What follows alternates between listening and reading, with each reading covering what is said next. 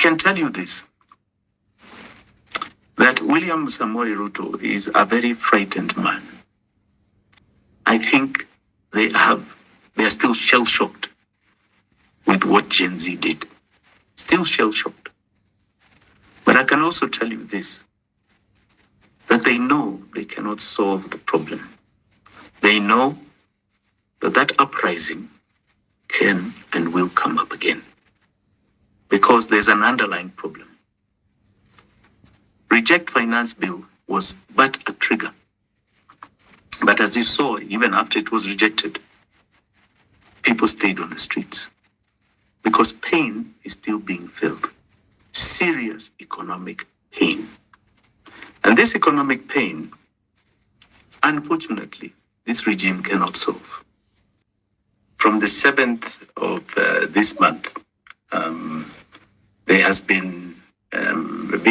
been vehicles outside my residence. The sole purpose of those vehicles, apart from surveillance, is to jam all the systems, the internet, any phone communication, sometimes satellite on and off. And they have been there until Monday this week. On Monday, they left at 4 o'clock and have not been back until this evening. So this evening, at about 6, they're back again. And they've jammed all the systems. I cannot talk from my house. I cannot take this show from my home. They are also physically surveilling me. So as I travel around the city, there is physical surveillance. Now, this is pure intimidation. There's nothing else to it. They can do all these things without being visible, but they've chosen to be visible. They've chosen to be visible because these are intimidation tactics on myself, on my family. And I think they're trying to advertise to everybody else that if we can do this to Jimi, we can do it to each and every one of you. And I want people to take heart. This is now a regime that has decided they are not going to operate by the tenets of our constitution and democracy. In democracy, there's no room for this sort of thing. There's no room for surveillance, illegal abductions, the use of the gun. William Ruto got to power through the ballot. You cannot govern us through the bullet. This is a very unfortunate circumstance in this country. We are 60 years since independence. We have multi-party democracy. We have a new constitution, 2010. For some of you, it's not new, but it's new. It's the second constitution you have in this country. And the one thing that constitution guaranteed us was political rights. Fought very hard for those political rights. And they are anchored very well in the clear chapter on our human rights. The rights of every Kenyan, what they are due just by being a citizen. They are wasting time sending all these vehicles outside my home and following me everywhere I go. There are enough challenges. We do not pay taxes so that they so-called try and intimidate political opponents, or people who have different opinions than themselves. Those people are operating without taxes. It is our revenue that is sustaining them. NIS has a big budget. It has a 46 billion shilling budget. It is larger than even the judiciary. And to imagine that they use that to surveil opponents of William Ruto, to try and intimidate us, is a very sad state of affairs. And I want to say on this show, and I'll be very loud and clear, I'm sorry, we are not intimidated. We stand by what we have said, we stand by the truth, and we stand by the change that this country so desperately needs. These tactics were used long time ago. And if you don't mind, Redemptor and Mumbi, I would like to just give us just a short synopsis of the history of this sort of thing. In 1887, after the Berlin Conference of Otto von Bismarck, it was called the Prussia Conference. A man which started what you call the Scramble of Africa. The British came to Kenya, and they came to Kenya with a company called Royal East Africa from India. And they came for three things: to come here, to extract wealth for themselves, to exploit the inhabitants of the country, and to dominate. Those were their three goals. I call them EED. Those goals were clear, and they set up a system of doing just that. The Scramble for Africa was a premise because the Europeans were fighting so much for the little wealth they had in Europe that they decided there's a new place that has been discovered that needs to be conquered. And they felt they had some very naive natives who did not know the world, and they were going to come and conquer us and exploit us. By 1902, that company called Royal East Africa Company had become Imperial British East Africa Company. And in 1902, Kenya became a protectorate of the British government. That company, which came to exploit, which came to extract, which came to dominate, the individuals of that company in 1902 started forming themselves as the civil service of Kenya, the new protectorate under the British regime. So a company which came here to make profit suddenly became the government. The sole purpose of a company is to try and make profit. So that company which wanted to make profit decided now they are going to govern to make profit. So they became the government, they became the civil servants. And the policemen that were created at that time were the watchmen of those companies and the individuals, the settlers that had formed in 1902. The watchmen. So the watchmen were to protect them. Everybody outside was a problem, was an enemy of the people inside.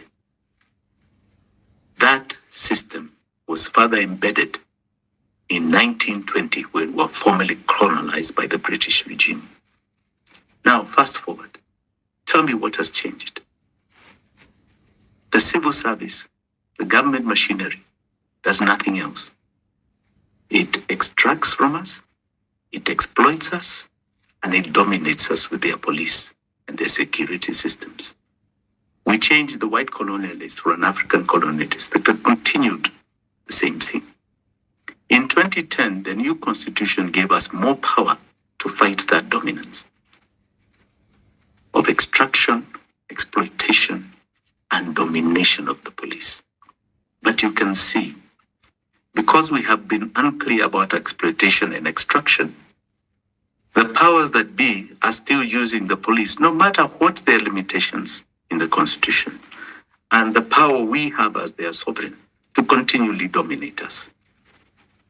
How do we stand and sit here and talk when up until today, our freedom fighters of the recent revolution, the one that is going to change Kenya completely and absolutely, 60 plus are said to have been killed. Some figures go up to even 200. We have people being abducted. I am still alive. I'm still here. You can frustrate me with communication, but we are still moving around. We are still breathing oxygen. There are people who have died. There are people like my friend Bob Jage and the two Longton twins who came to see me in Kamkunji when I was illegally arrested. I say illegally because the police had an order saying you cannot arrest him. And they chose to ignore that order, to tell you that they are taking orders from somewhere else. We've seen the lack of accountability of our IG. Those three young men visited me in Kamkunji. And when they did, soon after, giving comfort to friends and family who were in Kamkunji outside and singing some good patriotic songs, on their way home they were abducted. This is now over 5 weeks. We don't know where they are. This is the Kenya that we are living in the year 2024. Really? Really? 2 years just after an election? So-called the most democratic election some Western observers and diplomats have stated. 2 years after? This is the Kenya? I can tell you this, that William Samoei Ruto is a very frightened man. These are the tactics of an extremely frightened human being. I think they are still shell-shocked with what Gen Z did. Still shell-shocked. But I can also tell you this, that they know they cannot solve the problem. They know that uprising can and will come up again, because there's an underlying problem. Reject Finance Bill was but a trigger. But as you saw, even after it was rejected, people stayed on the streets because pain is still being felt. Serious economic pain. And this economic pain, unfortunately, this regime cannot solve.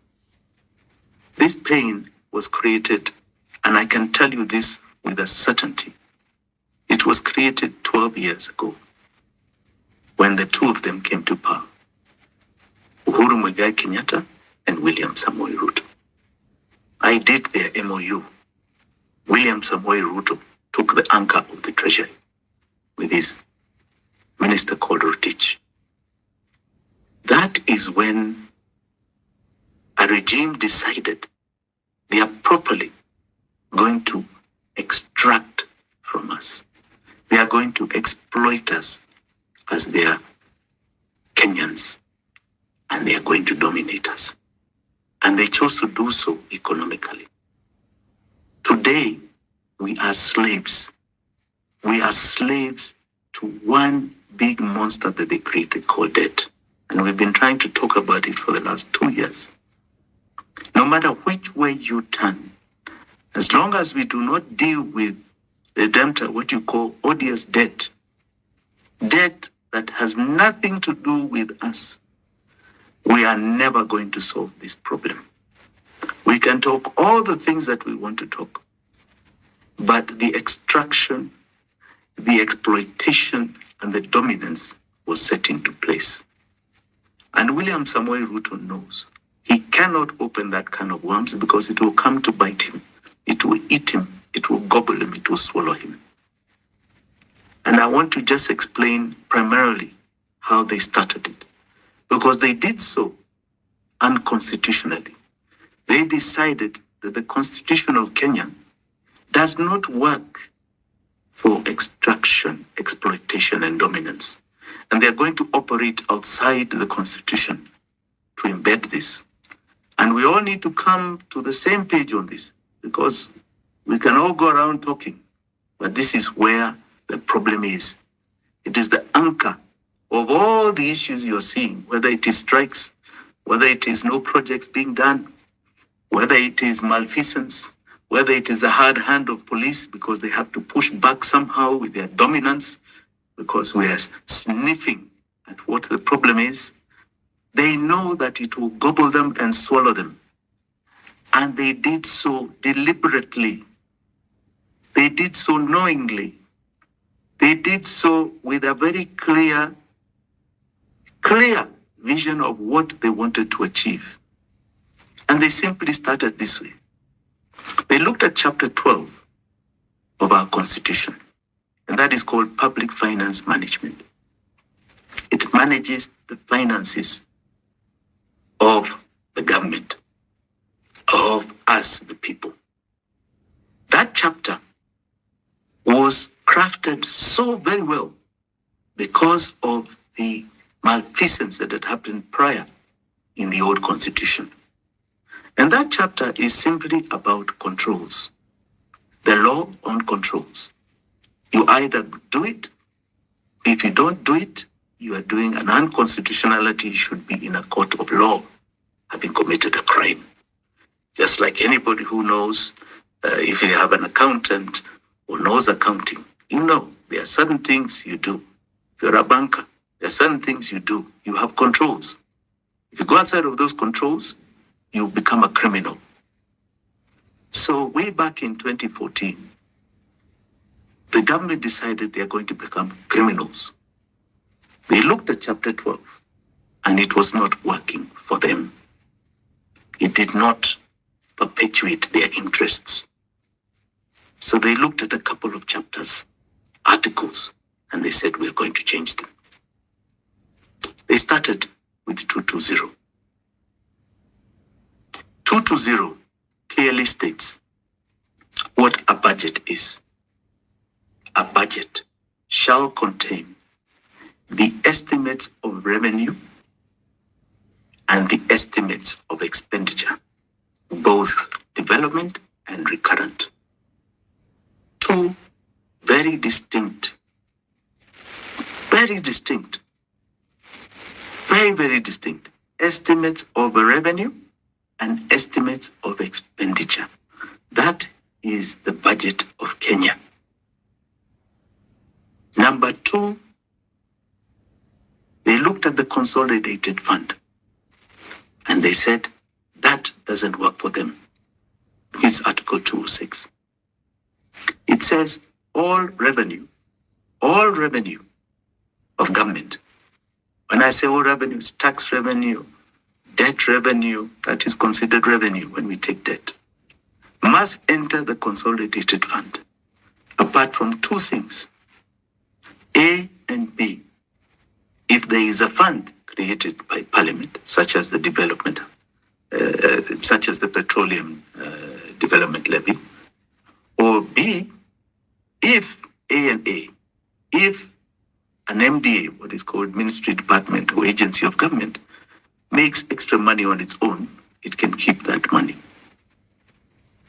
Those are the first two. Let me start with those before I go to the last one. So you come to the budget, estimates of revenue and estimates of expenditure. The estimates of revenue clearly state the following. All the tax revenue that the government is anticipating to collect, and from where. So for example, stamp duty must be there. Passenger levy tax of the airport must be there. Traffic offenses, taxes must be there. Any income from traffic offenses estimated, and so on. So you list all the revenue the government is expecting to collect. And the basis of this is that your revenue should equal your expenditure. All right? Because the makers of our constitution envisaged a balanced budget. All that is collected in tax revenue should be able to take care of all our needs or expenses. But it also says in section 2 of subsection 2 of that particular article that if there's any deficit, in other words, any shortage, it should also be listed. In other words, any shortage, any deficit, any debt must also be listed in the revenue estimates. So if for example, there is a shortage between revenue and expenditure, then if you are going to borrow, you must list it on the revenue estimates that are tabled before Parliament. Now, that is the Constitution of Kenya.